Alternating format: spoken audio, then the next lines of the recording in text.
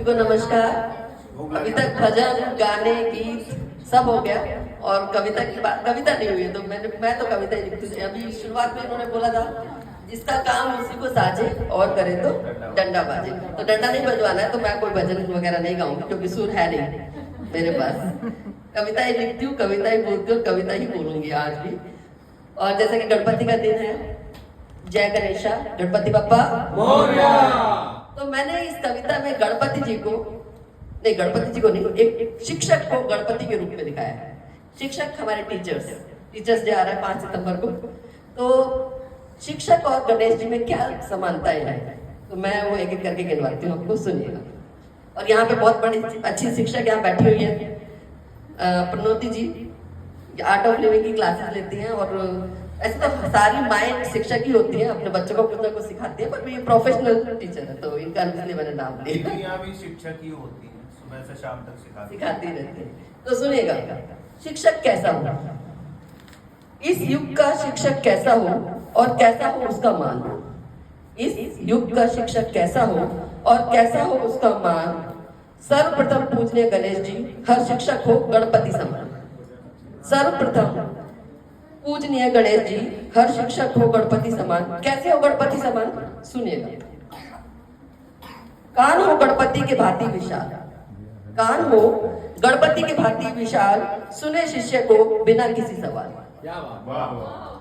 कान हो गणपति के भांति विशाल, सुने अपने शिष्य को बिना किसी सवाल।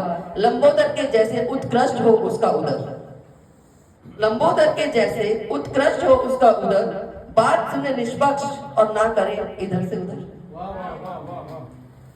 अस्त्र शस्त्र पकड़े, गणेश जी के 4-5 हाथ होते हैं और वो सब में अस्त्र शस्त्र वेद विद्याएं सब पकड़ी होती है उन्होंने। तो अस्त्र शस्त्र पकड़े, भुजा में गजानन है चतुर्भुजा धार्यन। अस्त्र शस्त्र पकड़े, भुजा में गजानन है चतुर्भुजा धार्यन। गुरु भी सशक्त हो, बने वो भी बहुकार्यन। बहुकार्यन मीन्स मल्टीटास्किंग।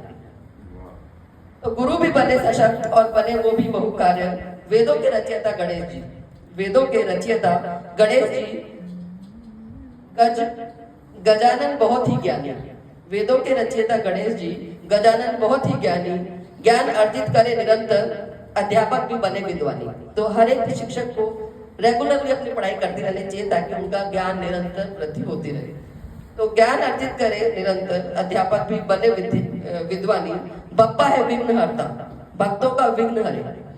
बप्पा है विघ्नहर्ता, भक्तों का विघ्न हरे। प्रयास करके शिक्षक भी हर मुश्किल शिष्य की दूर करे। गर शिक्षक हो इस प्रकार, गुणों में गणपति के समान, तो फिर शिक्षक भी गणपति के समान ही मान पाएगा और माता पिता और देवों से पहले शिक्षक ही पूजा जाएगा। तो ये मेरी कल्पना थी जहाँ मैंने शिक्षक को गणपति के साथ तुलना की है और मुझे लगता है आप लोग इस सबसे सहमत होंगे।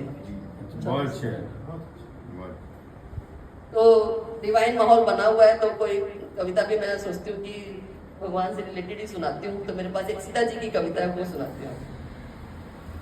तो इसमें सीता जी की मनोव्यथा मैंने प्रस्तुत की है। जब स्वयंवर होने वाला था और स्वयंवर से पहले राम जी आ रहे थे, राम जी स्वयंवर में पार्टिसिपेट करने आ रहे थे और उनको लग रहा था कि कहीं और कोई ना जीत जाए, क्योंकि उन्होंने तो राम जी को पहले ही देख लिया था और मनोमन अपना पति बना लिया था।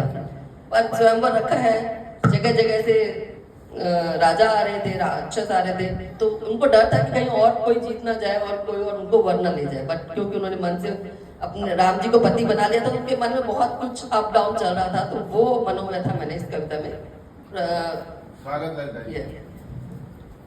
वन में झलक जो देखी पहली बार।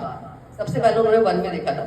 वन में झलक जो देखी पहली बार, छोड़ के दुनिया के दस्तूर, कर बैठी मैं प्यार, बार बार यही दुआ मनाऊं। आज शाम स्वयंवर में मैं वर तुम्ही को पाऊं, पर शर्त पिता जनक ने रखी। वर तुम्ही को पाऊं पर शर्त पिता जनक ने रखी।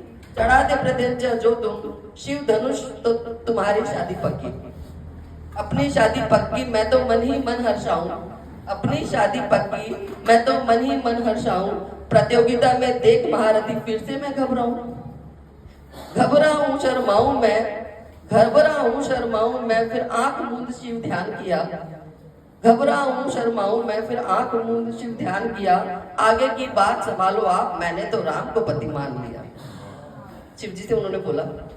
फिर प्रेम में होके विवश शिव ने ऐसा चमत्कार दिखाया, फिर प्रेम में होके विवश शिव ने ऐसा चमत्कार दिखाया, दिग्गज वीर सभी बैठे रह गए, ना कोई धनुष भी उठा पाया, ना कोई धनुष उठा पाया, अब मेरे राम की बारी थी, ना कोई धनुष उठा पाया, अब मेरे राम की बारी थी, गगन में शंख नाद हुआ, सब और नाच रही अप्सरा सारी थी।